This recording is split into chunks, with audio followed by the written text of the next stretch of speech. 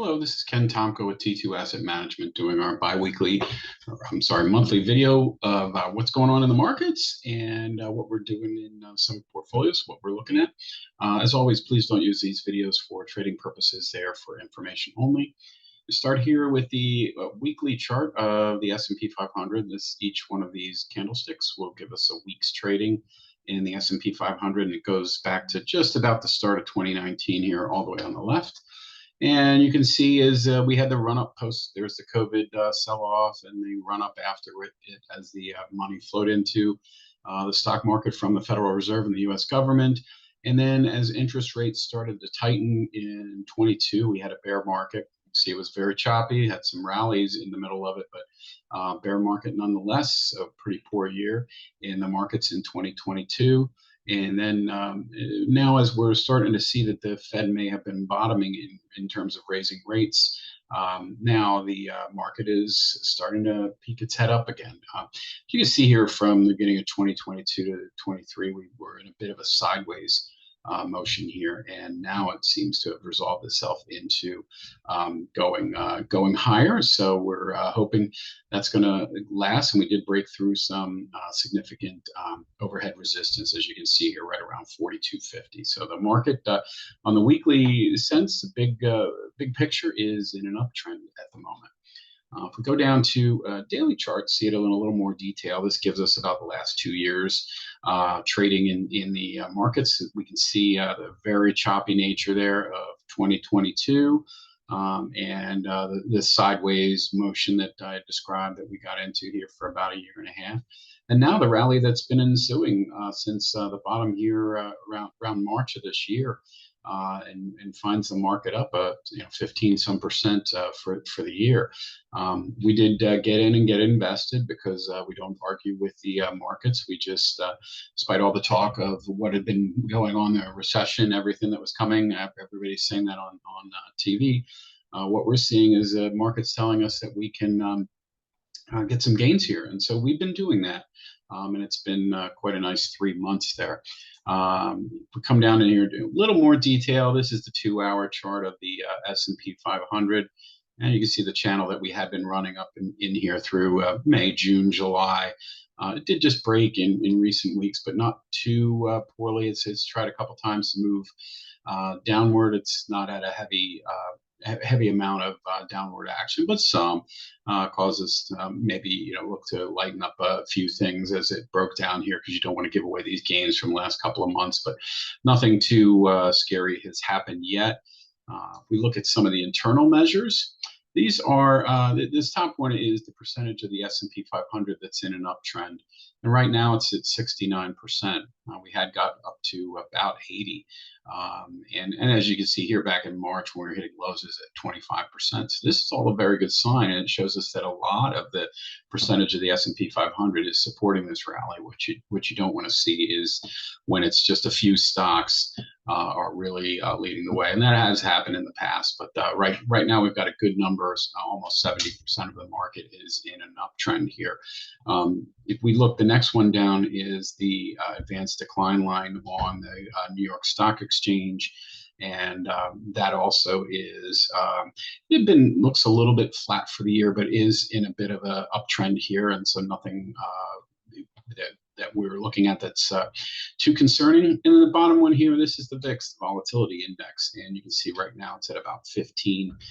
It had been up March, plumbing the lows around 28 or so, and right now it's at 15. So it's definitely staying pretty declined as we go through this. So nothing to really worry about in terms of the breadth, and that's why we're at least in my portfolio is trying to stay mostly invested here, not be too panicked about anything. If we go over here, again, I've put this in prior videos about the problems the market really being caused by the Federal Reserve raising interest rates, and here you can see it. This is a weekly chart of the U.S. 10-year interest rate, and back in COVID, it got cut down. Here it is about 0.5% on a 10-year interest rate. Well, now we're up about 4%. I had gone all the way up, and that it had quite an effect on the stock market. Not a good one as we went up. But now you can see here from last summer, basically the last year, it's just been kind of sideways action in rates as some are saying that the Federal Reserve is probably either done with the raising interest rates or getting pretty close to it. So hopefully that stabilizes. If it does or even declines, I think that'll be continuing to be healthy for the stock market.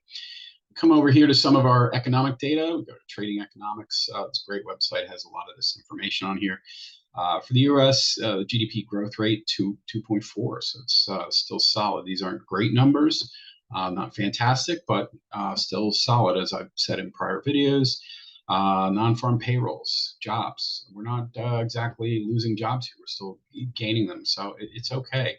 And in fact, here you can see the inflation rate has tamed. I mean, we were at what 8-9% maybe a year ago. So it is coming down. It's still growing, and people who put gas in their car or eat food know that prices are quite high, but it does seem to be taming.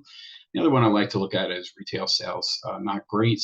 0.2%, but still, these are positive numbers. So for all the talk of recession that was coming late this year and layoffs and all that, we're not really seeing that just yet. So until we do, we're going to stay fairly invested.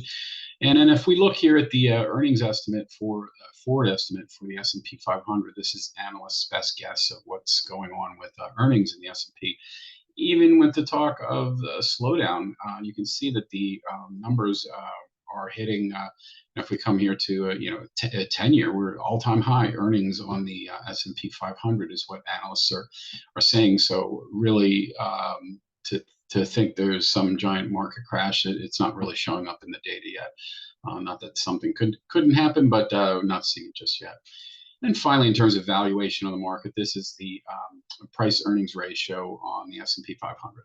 And you can see here, it was very, very expensive back in 21 as that rally happened. And then, the market has a way of correcting itself. And last year it got pretty cheap relative to earnings. And that's why we started to see a rally come up, because once it becomes a bit of a bargain, people will come in and buy that bargain. Currently about 25. It's not terrible. Nothing really too